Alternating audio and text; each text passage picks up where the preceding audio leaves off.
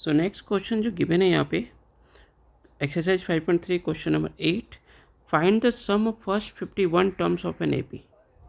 यानी you need to find the sum of 51 terms, okay, whose second and third terms given है। यहाँ पे इसका सेकेंड टर्म्स क्या गिवन है 14, थर्ड टर्म क्या गिवन है 18 रिस्पेक्टिवली।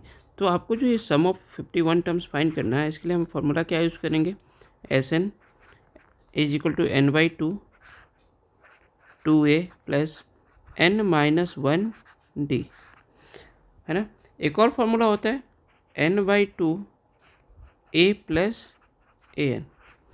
तो अब देखो यहाँ पे इसमें, अब देखो अगर मैं इस फार्मूले का यूज़ करता हूँ तो हमें डी चाहिए, एन चाहिए, ए चाहिए। तो एन तो गिवन है, ए और डी नहीं गिवन है, क्लियर। तो हमें ए और डी निकालने पड़ेगा, और निकलेगा कहाँ से, जो गिवन है। गिवन है आता सेकेंड टर्म्स और थर्ड टर्म्स गिवन थे, तो इसका यूज़ करके हम ए और डी की वैल्यू फाइंड कर लेंगे। और जब इसको यूज़ करेंगे तो उसके लिए हमें एक फार्मूला यूज़ करना पड़ेगा nth टर्म का, जो क्या होता है ए प्लस एन माइनस 1d, ठीक है। तो चलो यहाँ पर यूज़ करते हैं। अब सेकेंड थर्ड टर्म गिवन है, तो जब यहाँ पर second and third term given रहते हैं, यहाँ से हम डायरेक्टली डी निकाल सकते हैं जो हमें चाहिए। इसमें हम इसे यूज़ नहीं कर रहे हैं, पर इस फार्मूले को यूज़ नहीं किया हमने, रीजन आपको क्लियर होना चाहिए। ए चाहिए और nth टर्म चाहिए। अब nth टर्म के लिए हमें डी चाहिए, जब डी निकालना है तो हम इसी फार्मूले का यूज़ कर लेंगे जी, क्लियर। तो डी इक्वल टू क्या होगा, third term minus second terms, तो 18 माइनस का 14, आपको क्या निकल के आ गया 4, ठीक है। अब हमें ए चाहिए, डी तो आ गया, ए चाहिए यहाँ पे, क्लियर।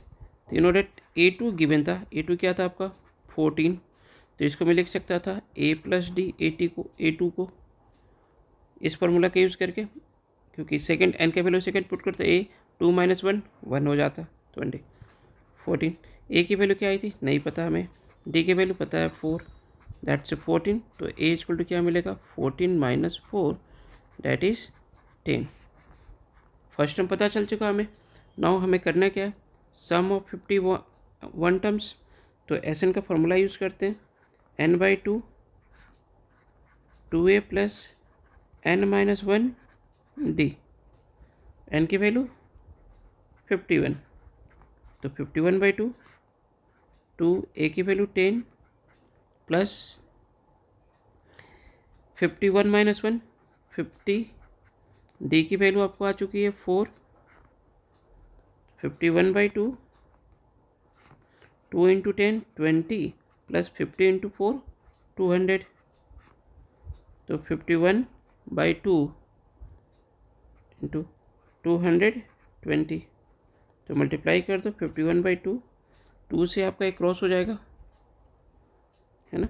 कितनी बार में क्रॉस होगा 2 से 110 टाइम्स में, तो 51 को मल्टीप्लाई करेंगे हम 110 से, तो सम ऑफ 51 टर्म्स क्या निकल के आएगा, मल्टीप्लाई कर दो इसको, तो ये आपका आंसर आएगा यहाँ पे 0156, दैट्स योर आंसर।